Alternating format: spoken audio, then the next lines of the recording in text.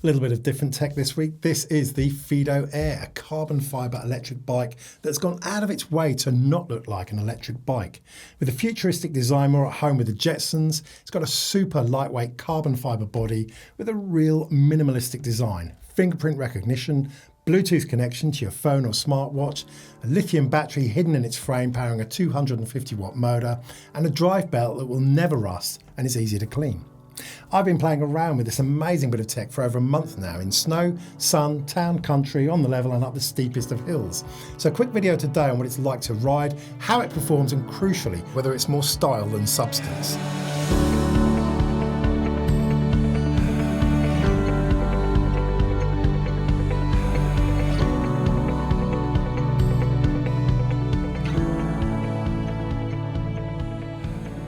Hello, I'm Ian, and whilst I usually play with drones, I have been having great fun with this futuristic e-bike from Fiido.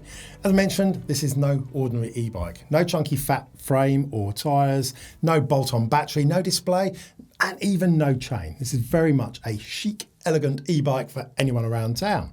But whilst it looks amazing, I wanted to find out if it's actually a brilliant bike to ride, as its performance is obviously just as important as its design and looks. There are a fair few differences about this bike that made me want to take a real close look. Its simplistic design is obviously a key part of Fiido's thinking on this bike, coming with very few accessories or attachments to keep the simple elegance there. As said, the battery is hidden inside the frame, fingerprint sensor to turn the bike on, and the same simple sensor to adjust the power level. Front and back lights are also integrated into the frame and controlled by the same fingerprint sensor. No computer display unit at all on the handlebars, but instead perfect integration with Fiido's own smartwatch, the Fiido Mate, which comes with the bike and shows all the bike's telemetry as you ride. Even the lightweight frame has just got smooth lines with very few graphics. Everything about this bike is minimalistic elegance, even down to the lack of gears. Yes, you heard that right. Just one gear. And in truth, that was easily my biggest worry before I got hold of this bike. One of the things that really has surprised me and impressed me, I suppose, is the single speed gear. I've got to admit, I was pretty apprehensive when I discovered that this bike only had the one single gear. I'm trying to remember the last time I had a bike with only one gear. I think I was about 5 years old. But fair play, they've got it pretty much bang on, I think. When you're pedalling around, you're pedalling at a nice natural speed. And of course, having only one gear brings a nice advantage. It allows them to have that drive belt instead of chain. And that's a pretty big bonus in my books, really. Easy to keep clean. It's never going to rust. Doesn't need oil. Oil attracts dirt. So, yeah, it's a nice little bonus. Personally, I think a few different gears. I'm not sure about the technology, whether or not they could actually have a different gear or not. A higher gear would be nice, but then I've always liked bikes with higher gears. But certainly here, out in the countryside, it's pedalling just about the right speed, to be honest. You get up to 15 miles an hour, so 24 km/h, and that's about it. That's as fast as you want to go. When you're going downhill, you stop pedalling, and when you're going uphill, that extra assistance just kicks in. So you don't need to drop down into a low gear, and as long as you don't want to go much faster than 15 miles an hour, you don't really need a high gear. So pretty much, for me, works all round.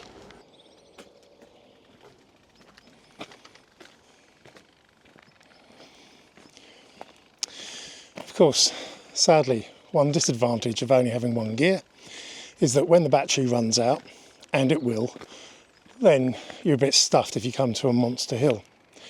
Sadly, just as I've had too many times before, battery indicator is a little bit over-optimistic, to say the very least, and you'll find that you go from 50% down to 0 in far less than 50%, which is a bit of a shame, really.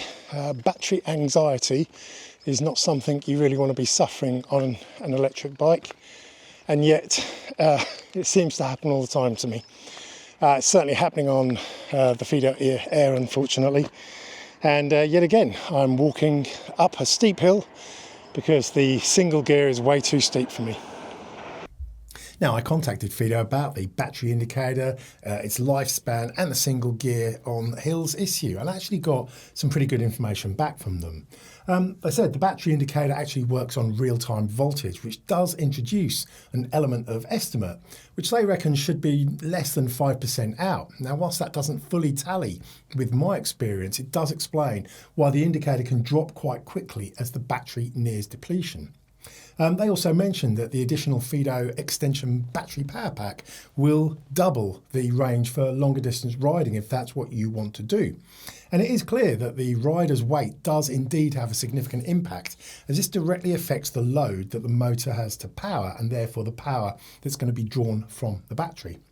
And finally, they also mentioned that whilst the design of the bike was very much for lightweight urban commuting, where admittedly the Air does perform brilliantly, they made sure that the design of the frame supports aftermarket self-modified gear shifting systems, of which there are a fair few on the market. So I thought that was pretty helpful for them to come back with that information. Like I said, no adjustable gears, but the single gear setting does genuinely seem to be pretty much spot on. You get on the bike, you start riding, the torque motor gives instant help to get the bike going and then eases back as you speed up. There are 3 levels of assistance, although basically you have no assistance, some assistance and even more assistance, otherwise known as traditional cycling mode, i.e. no assistance, normal cycling mode with some assistance and sport mode with maximum assistance. Very simple, although for me actually a little bit too simple, as this was one of my few criticisms of the bike. The power level you select is shown as a coloured ring on the fingerprint sensor, which is all very elegant, but that in itself makes it difficult to see in bright sunshine. And having the colour indications of just light purple, yellow and darker purple as the 3 levels of assistance did not make any sense to me. You cannot tell the difference between the 2 purples. Although, in truth, it's pretty obvious from the level of assistance you can feel through the pedals. So in practice, I just found myself cycling through the different levels to work out which one I was in. A double tap on the sensor turns the lights on and off, and both the lights and the assistance level can be controlled by the watch, which again is great, but in practice, not always that practical. You don't want to be constantly looking down and tapping your watch to control things, and if you're wearing gloves, then you won't be seeing or controlling anything by the watch. But again, like I said, a very minor issue for me. The lights are either on or off for your cycle ride, and I just stayed in normal yellow riding mode. And what the watch really did do quite nicely was automatically turning the bike on and off depending on its proximity to the bike. Keep in mind though, it's only the power assistance that's turned on and off by the watch or the fingerprint sensor. There is no actual physical lock that stops it being ridden off. So as with all bikes, you're going to need a chunky, secure lock for it. But again, that's one of the nicer features of it not actually looking like an e-bike and not therefore attracting too much attention. So how did I get on riding it in different conditions? Well, genuinely, brilliantly. It feels just like a normal bike. It's only 13 kilograms, it's about 30 pounds. So it is as light as a normal push bike and way lighter than most e-bikes. And that's obviously mostly down to the carbon fibre construction of the frame, the handlebars and even the seat stem, along with the aluminium wheel rims. It doesn't have any suspension though, so this is very much a bike for riding on tarmac or hard surfaces or roads. It's not really designed for off-road bumpy conditions. But on the flat, on the tarmac, that's where this bike really comes into its own, letting you breeze along for miles and miles on the flat or any minor hills. It's a 208 watt-hour battery, which is good, but not huge. But I guess that lends itself to the bike's slim, lightweight design. You cannot have it both ways. The bike has got no throttle. It's got a max power, as I said, of 250 watts. That makes it road legal for the UK and most of Europe.